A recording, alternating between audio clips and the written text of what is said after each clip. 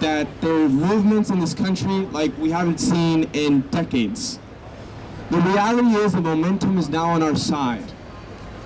When I went to the Women's March in Washington, D.C., I had hope. I saw so many people from Green Party, from the Democratic Party, independents coming together under a common cause. Now the reality is that our fight isn't just to resist Trump, but that he is now the face of corporate America. He is now the establishment. He is the establishment that has been hurting the American people for so long. Now, since we are fighting to get big money out of politics, let's remember that back in the 50s and 60s, while there were so many social movements, corporations had a very high tax on them. The highest earning Americans had a 91% tax rate. Corporations and special interests did not have the power that they have right now. The reality is there's something called the Powell Memo. He actually, 2 months later after he wrote this, he became a Supreme Court justice.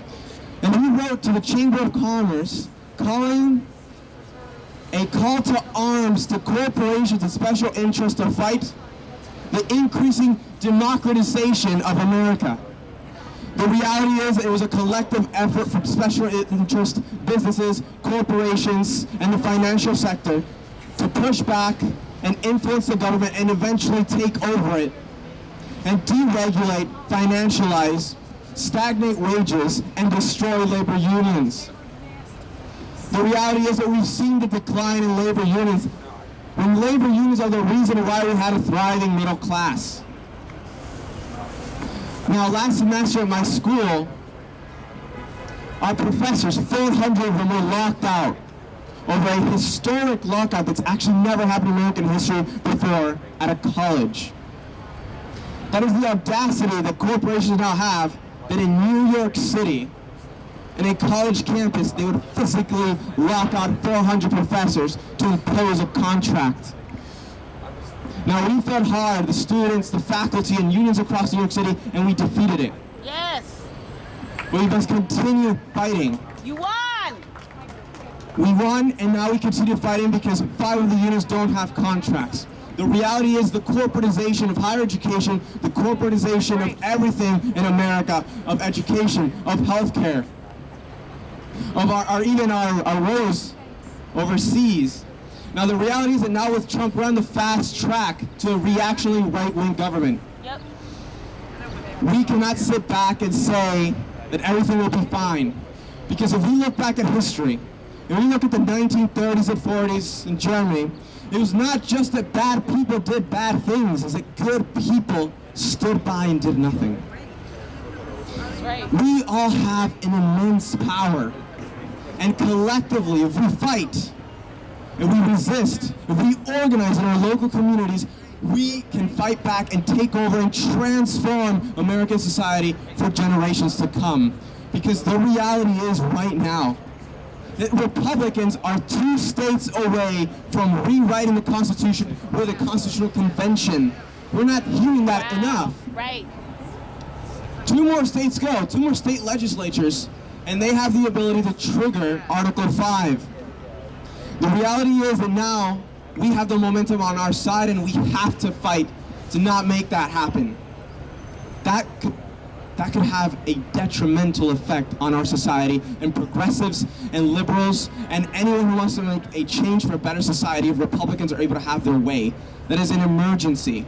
And as president of Young Progressives of America, we're an organization aimed at empowering young people to collectively wield political power and use it to implement a progressive agenda wherever they are.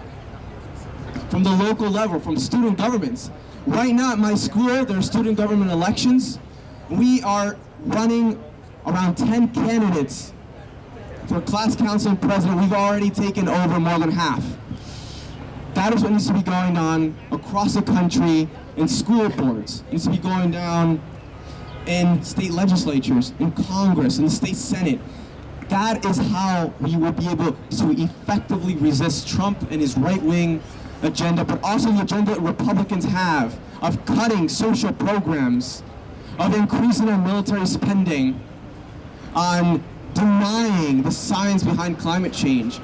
And as a young person who really wishes to have a future, I ask all of you to engage, to fight, to use this knowledge, because if we read articles and we share on Facebook and we go to rallies but we don't act, we don't organize with other members of the community, then there's no results. The reality is right now in America, there's people who no longer can walk down the street and feel safe. It was the case a long time ago, but now it's times 10. I have a lot of friends that are undocumented. I have family that are undocumented, where when they leave home, it might be the last moment they see their families. We cannot allow that here in America.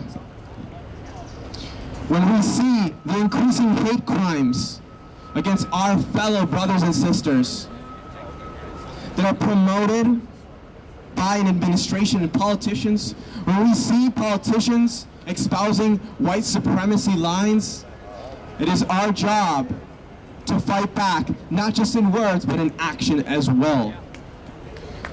We are not free as a society until everyone is free. And that is a reality. I don't feel free until every single man, woman, and child is able to live a decent life without being afraid of being attacked, harassed, deported, or killed. Thank you very much, everyone, for being here. And we must continue to fight. Resist, resist, resist.